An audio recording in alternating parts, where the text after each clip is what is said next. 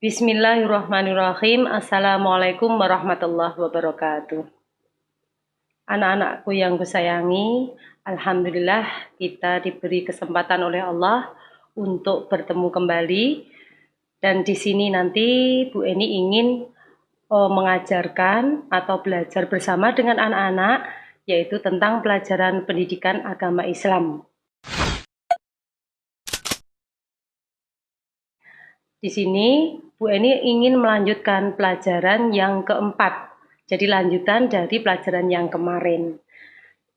Anak-anakku yang kusayangi, di sini nanti Bu Eni ingin menjelaskan atau menerangkan tentang perilaku yang terpuji. Apa yang disebut dengan perilaku yang terpuji? Perilaku yang terpuji adalah perilaku atau tingkah laku yang baik, yaitu yang disenangi oleh Allah Subhanahu wa Ta'ala. Di sini Allah Subhanahu wa Ta'ala yaitu mencintai orang yang selalu hormat, kemudian patuh kepada orang tua, kepada guru, dan sesama anggota keluarga. Anak-anakku yang kusayangi, di sini yang pertama adalah kerjasama. Kerjasama di sini artinya adalah suatu pekerjaan yang dilakukan secara bersama-sama, baik dengan orang tua, baik dengan teman, baik dengan anggota keluarga juga bisa.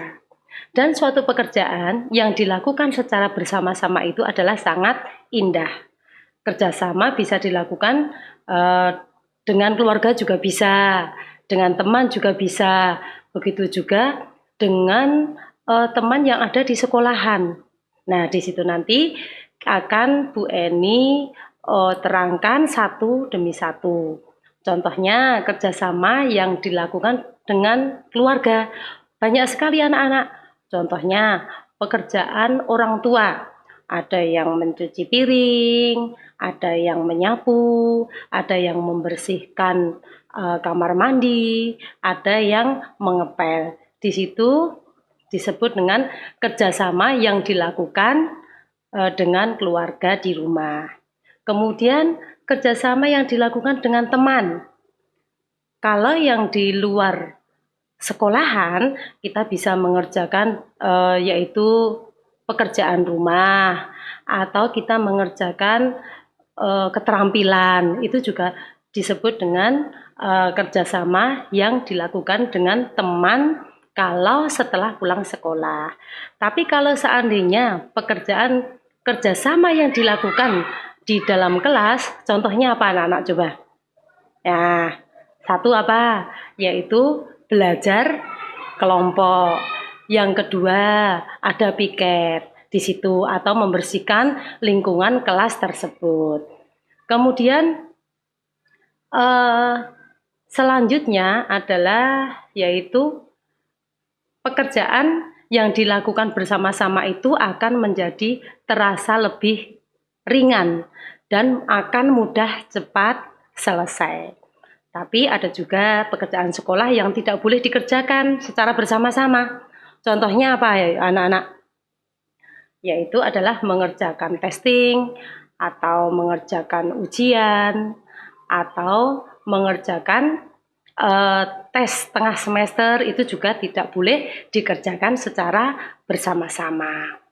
Selanjutnya adalah pekerjaan yang dilakukan bersama-sama itu nanti setelah mudah selesai atau cepat selesai dan memberikan kita untuk mempererat hubungan antara kita dengan teman, kita dengan guru, dan kita dengan orang tua.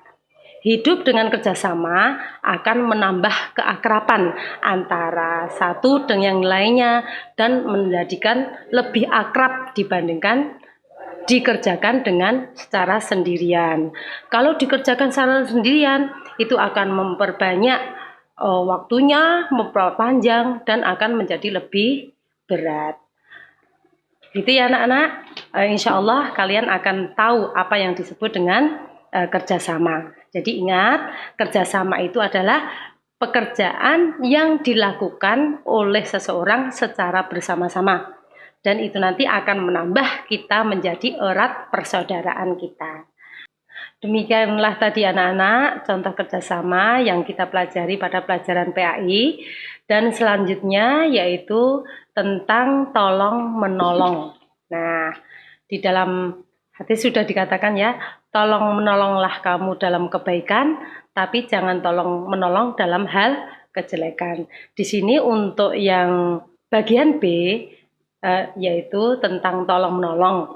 Jika kita melihat orang lain dalam kesulitan atau kesusahan, maka kita harus menolongnya. Menolong itu harus dengan hati yang ikhlas.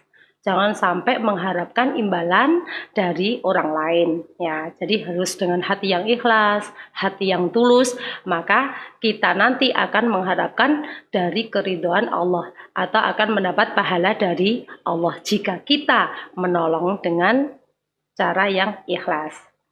Begitu juga ada orang yang minta tolong. Apa yang harus kita lakukan anak-anak?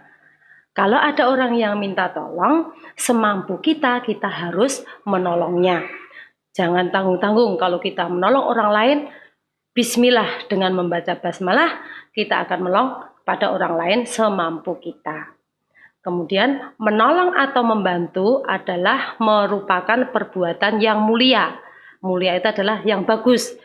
Insya Allah kalau kita ikhlas menolong, kemudian membantu orang lain, selain termasuk perbuatan yang mulia, maka kita akan mendapat pahala dari Allah Subhanahu wa Ta'ala.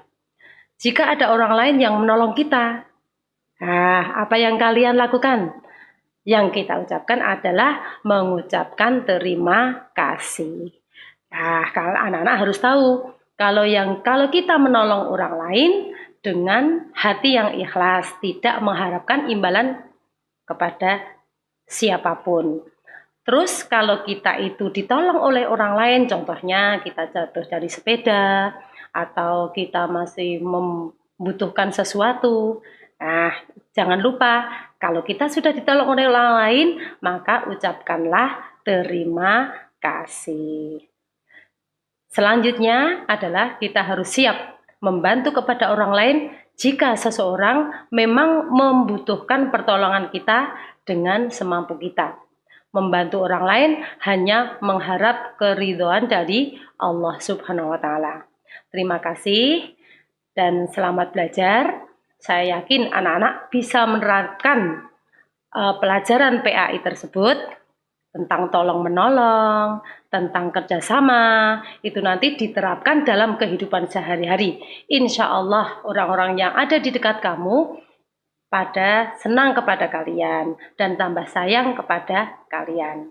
Saya kira cukup sekian pertemuan kali ini. Kita membaca bacaan hamdalah bersama-sama.